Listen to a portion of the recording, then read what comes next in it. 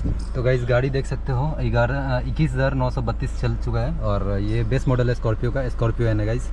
और इंटीरियर कुछ ऐसा है, इंटीरियर बढ़िया है और सनरूफ ये सब है नहीं और टॉयल लगा हुआ है तो नीट एंड क्लीन आपको दिखेगा, ठीक है। बाकी चीज़ मैं कुछ अच्छे लोकेशन पे चल के दिखाता हूँ, बूट स्पेस कितना है और गाड़ी का जो डायमेंसन है वो मैं डाल दे रहा हूँ, वो आप देख सकते हो गाड़ी का डायमेंसन जो है।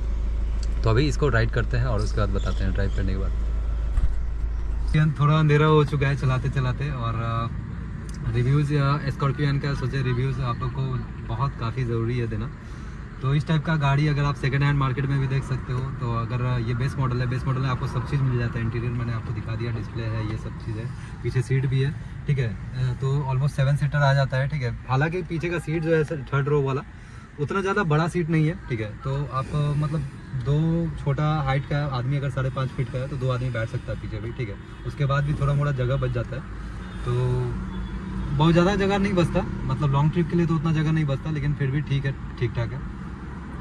गाड़ी का डायमेंशन जो है 4,667 मीटर के आसपास है, तो डायमेंशन जो है इंडेवर से थोड़ा सा कम है, ठीक है। इंडेवर से ऑलमोस्ट आप मान के चलो तो 10 इंच के अराउंड में कम है। बट अपने हिसाब से अगर पुराने वाले स्कॉर्पियो से देखा जाए तो ये पुरानी वाले स्कॉर्पियो का 4500 mm समथिंग है, 4550 mm है, इसका 4667 है, 4650 100 mm इसका ज़्यादा है, ठीक है।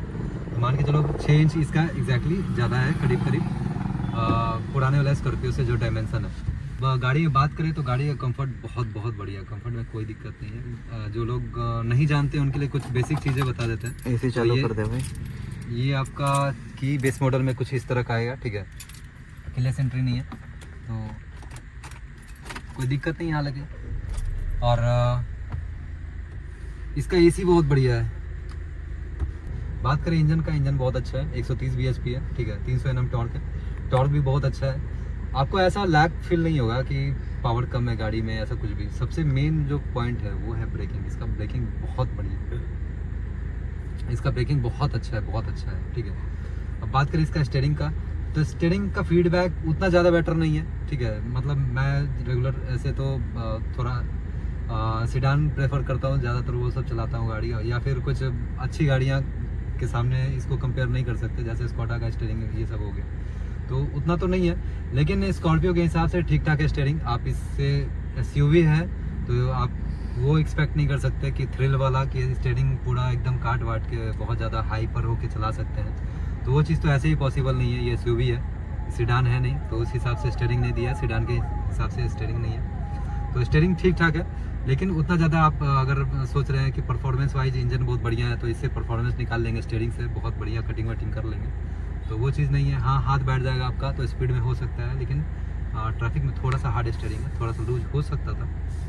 बट स्टीयरिंग का फीडबैक ठीक ठाक है, ना ख़राब है ना ज़्यादा, बहुत अच्छा है कहा जा सकता है। आप बात करें गियर का, गियर भी बहुत बढ़िया है, गियर अच्छा सही से लगता है, शिफ्ट अच्छा होता है, गियर में कोई दिक्कत नहीं है, शिफ्टिंग अच्छा है, स्मूथ। क्लच इसका बहुत लाइट है, बहुत लाइट है। ये तो महिंद्रा पता नहीं कैसे किया है एग्जैक्टली मुझे नहीं पता, बट क्लच इसका बहुत ज़्यादा अच्छा है। आपको ऐसा फील नहीं होगा स्टार्टिंग में, बस इंजन का नॉइज से पकड़ सकते हैं कि ये डीजल है, अदरवाइज आपको क्लच से पता नहीं चलेगा कि ये डीजल है या फिर पेट्रोल है। क्लच एकदम पेट्रोल वाला फील देता है आपको, कभी कभी आपको फील हो जाए कि पेट्रोल गाड़ी चला रही है, इतना स्मूथ क्लच है, इतना लाइट क्लच है, और ट्रैवल भी बहुत ज़्यादा नहीं है, थकान आपको ज़्यादा नहीं होगा। बात करें सीट का कम्फर्ट का, बहुत बढ़िया सीट का कम्फर्ट है।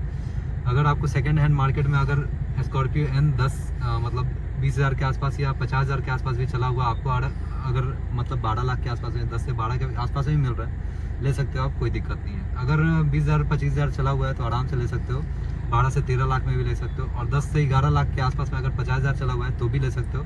बस थोड़ा सा आपको एक बार मैकेनिक से दिखवा लेना है गाड़ी का कंडीशन कैसा है, ठीक है। और गाड़ी का विजिबिलिटी देख लो आप, कितना शानदार है। मिरर सारा, ये जितने भी ग्लास हैं विंडोज़ के, फ्रंट विंडशील्ड का ग्लास जो है मतलब बहुत बड़ा बड़ा है, आपको बहुत रूमी लगता है, लगता नहीं है मतलब छोटा गाड़ी में बैठे हैं। और ये बहुत अच्छा चीज़ है। और इसका एक सबसे बड़ा बात जो है, एसयूवी में बैठती ही आपका जो सीट है, ड्राइवर का सीट या पैसेंजर का सीट है, जो हाइट जो है वो इतना ज़्यादा बढ़िया है, बैठते ही आपको ना राजा वाला फील आने वाला है यहाँ पे, एकदम मतलब नेक्स्ट लेवल का, ठीक है। ये सबसे बढ़िया स्कॉर्पियो में बैठने ही सही लगता है। ये पुराने वाले स्कॉर्पियो में भी ऐसे ही सीटिंग आता था, और यही सबसे अच्छा बात स्कॉर्पियो को लगती है, प्रॉपर एसयूवी की तरह इसका सीट दिया गया है, और विजिबिलिटी जो है बहुत अच्छा दिया गया है। मतलब कि हर मामले में स्कॉर्पियो जो है ना बेस्ट था, बेस्ट है। और उम्मीद कर सकते हैं कि आगे भी बेस्ट ही रहेगा। एक चीज़ यहाँ पे बता देते हैं, माइलेज कितना दे रही है गाड़ी, ठीक है। तो देखो आप सिटी टू सिटी ड्राइव करोगे तो एकदम नेक टू नेक बम्पर होगा, तो 6 से 7 मान के चलो, ठीक है। अब नॉर्मल अगर सिटी ट्रैफिक है तो 8 से 9 मान के चलो। अगर हाईवे और सिटी ड्राइव दोनों मिक्स करके चलते हो तो 11 तक आपको देगा, और केवल हाईवे की बात करें तो 14 से 15 के बीच में माइलेज देगा, ठीक है। अब इसमें आप कैलकुलेट कर लो, सब चीज़ मैंने यहाँ बता दिया है, सिटी में भी, मिक्स में भी, और केवल हाईवे पे भी सारा। 21,941 मान के चलो, 22,000 चला हुआ है किलोमीटर, ठीक है। ऑलमोस्ट 22,000 टच कर चुका है, और गाड़ी बहुत बढ़िया है, गाड़ी में कोई भी डिमेरिट नहीं है। यहाँ तक कि ये गाड़ी का इंटीरियर भी बेस मॉडल में देख सकते हो, काफ़ी अच्छा देखने में लग रहा है। हालांकि ये हार्ड प्लास्टिक है, बट कौन सा किसी को मतलब मारना है या फिर कुछ करना है, तो कलर है, कॉम्बिनेशन अच्छा दिया हुआ है, ये बहुत बढ़िया चीज़ है। सॉफ्ट प्लास्टिक रहने से थोड़ा सा ये फील होता है कि थोड़ा ठीक है, लेकिन उससे कोई दिक्कत नहीं है, मुझे कोई बार बार टच थोड़ी करना है डैशबोर्ड। तो ये सब चीज़ें हैं जो रिक्वायरमेंट ज़रूरत का है वो सब दिया हुआ है, जैसे कि आपका ये आर्मरेस्ट हो गया और टच स्क्रीन हो गया, सब कुछ दिया हुआ है, यहाँ पे कोई दिक्कत नहीं है। एक ये ऑटो ORVM देना चाहिए था, ठीक है, तो ये भी नहीं दिया है, पर ठीक है, ये भी कोई बड़ा चीज़ नहीं है। कुछ छोटे छोटे डिमेरिट्स हैं जो कि नापसंद किए जा सकते हैं स्कॉर्पियो में, वो है इसका जो बेस मॉडल में ऑटो फोल्ड देना चाहिए था, वो मिरर जो है, ठीक है, बट यहाँ पे नहीं है, मतलब कोई फंक्शन नहीं है। और उसके बाद दूसरा जो चीज़ है बात करें तो वो हमारा है पीछे का सीट, ठीक है, थर्ड रो का सीट, वो भी थोड़ा स्पेस दिया जा सकता था या थोड़ा कम्फी बनाया जा सकता था। एटलीस्ट जगह कम है, लेकिन थोड़ा गद्दा वद्दा दिया जा सकता था और कम्फी बनाया जा सकता था, एटलीस्ट सिंगल आदमी बैठ सके। उसके लिए एक बात और है कि पीछे बैठना है आपको, तो ये साइड का सीट आपको जो है स्लाइड करना पड़ता है आगे की ओर, उसके बाद आप पीछे जाके बैठ सकते हैं, ये एक चीज़ है। पूरा फोल्ड नहीं होता, तो ये चीज़ करना चाहिए था कि फोल्ड हो जाता तो पीछे जाने में आराम हो जाता। यहाँ पे एक चीज़ और है, बेस मॉडल है, ये बहुत अच्छा चीज़ है कि स्क्रीन दिया हुआ है, लेकिन इसमें स्पीकर जो है क्वालिटी अच्छा नहीं है।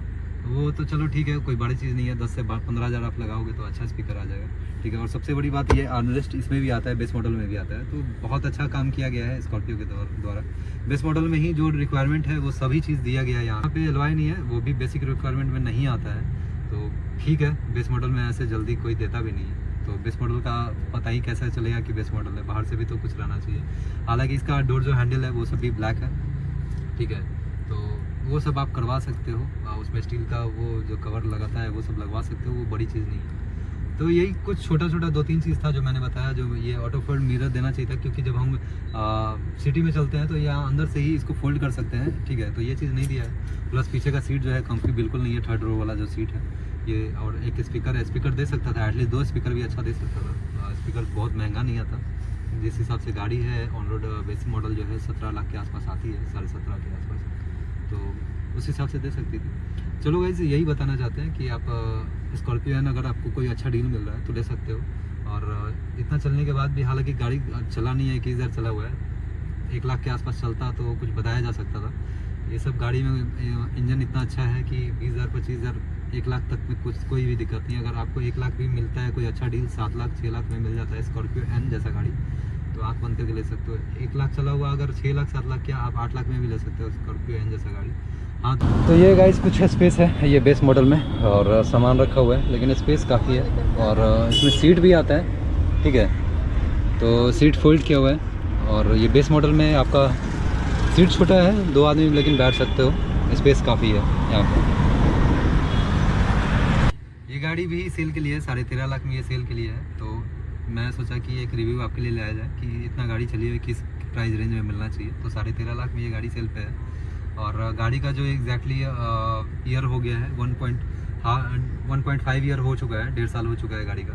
तो उस हिसाब से गाड़ी का जो मतलब वियर एंड टीयर है, कुछ भी हुआ नहीं है, गाड़ी एकदम परफेक्ट कंडीशन में है, नीट एंड क्लीन कंडीशन में है। गाड़ी लिया जा सकता है 13.5 लाख में भी, क्योंकि परचेजिंग जो है 17.5 लाख का किया हुआ था, तो 4 लाख का डिस्काउंट मिल रहा है यहाँ पे, आप ले सकते हो। गाड़ी में कोई डिमेरिट नहीं है, 1.5 साल मात्र चला हुआ है, 1.5 साल हुआ है मात्र, और गाड़ी ज़्यादा चला हुआ नहीं है। तो यही था आज का रिव्यू गाइस, ये रिव्यू को यहाँ क्लोज करते हैं। वीडियो अच्छा लगा तो लाइक और सब्सक्राइब कर सकते हैं।